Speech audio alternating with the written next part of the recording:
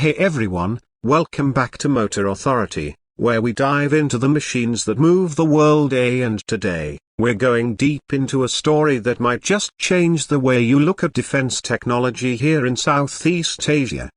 We're talking about a rising name in the regional missile game, the Philippines' M40 Missile, officially unveiled in 2025.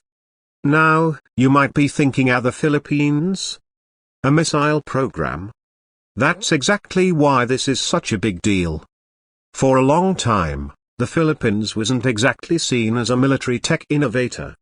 In fact, for decades, the country's defense systems were heavily reliant on foreign support, mostly from the United States. But over the past few years, a shift has been brewing. And 2025? That's when things started getting really serious. Let's backtrack a little. Around 2020, the armed forces of the Philippines began a multi-phase modernization program. This was part of a broader strategy to catch up with regional threats, strengthen sovereignty, and develop local defense industries. Enter the M40, a domestically developed, precision-guided missile that's already creating waves, not just in the Philippines but across the Asia-Pacific region. So what exactly is the M40? On the surface, it's a tactical missile system designed for mobile deployment. But it's more than just a rocket with a guidance chip. The M40 is a symbol of ambition, of deterrence, and of capability. According to official sources from the Department of National Defense, the M40 features a modular design, making it adaptable for both land-based and ship-based launches. It has an estimated range of around 150 to 180 kilometers, putting it firmly in the short-range category, but with enough punch to serve both defensive and offensive roles. That range puts key areas within reach in any maritime conflict, especially in the contested zones of the West Philippine Sea. But what really sets it apart is the guidance system. We're talking about a hybrid GPS inertial navigation setup, enhanced with terminal guidance capabilities. In simple terms, the M40 doesn't just go where you tell it, it finds its target even if things go off script. In tests held earlier this year in Zambales, the M40 scored a 92% hit rate, including moving target simulations. Now let's talk about mobility. The M40 isn't tied to a massive launcher silo or fixed installation. It's designed to be launched from mobile platforms, think wheeled tactical trucks, which can be rapidly repositioned. That makes it extremely difficult to locate and destroy preemptively. It's a textbook example of modern asymmetric defense strategy, and it's smart. And yes, let's get into the warhead. Official details are limited, but defense insiders suggest the M40 carries a 250 kg high-explosive fragmentation warhead. That's enough to disable ships, take out fortified positions, or suppress landing forces. There's even talk of developing variants with electronic countermeasure payloads in the future. Imagine a missile that doesn't just blow things up, it blinds radar or fries communications. Now the big question, who made this? While the M40 is being touted as a Philippine-made missile, it's the product of a collaborative effort. The core systems were developed by the Philippine Aerospace Development Corporation, or PADK, working in coordination with private defense tech startups and a few international consultants, including tech transfer programs from countries like South Korea and Israel. So it's not 100% homegrown, but it's a major leap toward real self-reliance. And there's a reason this missile matters so much right now.